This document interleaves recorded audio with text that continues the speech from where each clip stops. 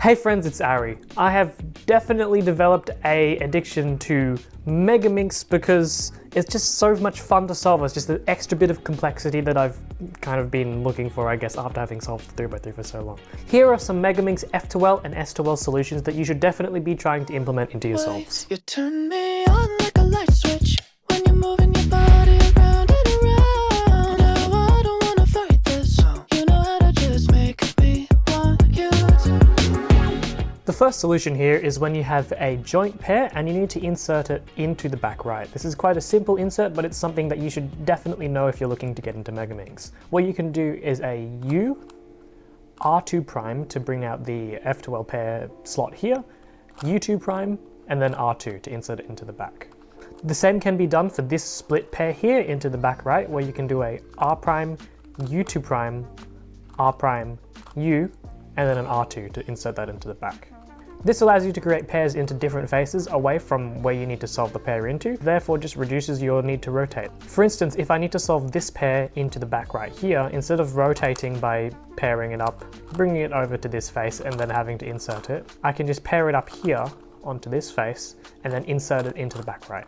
This is also quite handy for S2L as well. For instance, I have this joint pair here that needs to be put into this spot.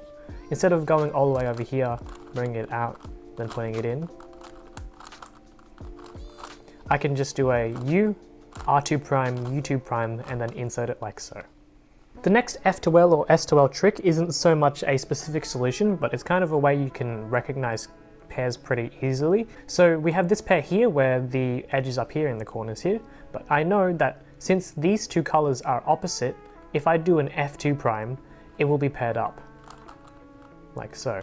If the colors are the same, an F2 prime will result in a pair that's got the edge flipped.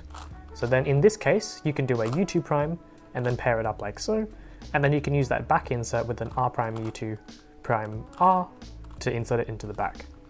This is useful for when you only can see one of the edge colors, or you know that the edge is in that position and you can only see the edge color on top, and then you can see the corner here.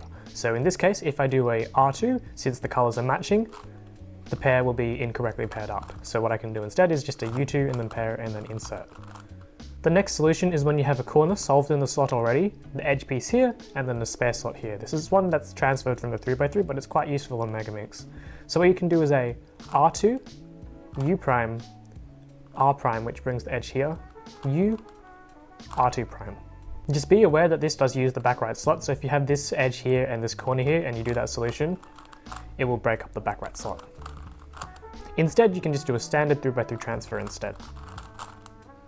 This same principle can be applied into inserting the edge into the back right slot when the color is matching here. So what you can do is a R2, U, R2, U prime, R2 prime. Finally, we have a joint pair that needs to go into the back right, but because the pair is facing towards the left, we can't do our standard R prime, R2 prime, U2, R2 because it won't insert correctly. What you can do when you have the pair here is bring it out of the way, do an F prime to bring the slot here, U2, R prime, F. And note that you don't actually need to do a R, U2 prime, R prime, because this face isn't being used in F2L. It's just a working face. So save yourself the extra move, don't do an F, R, U2 prime, R prime like you would do on 3x3.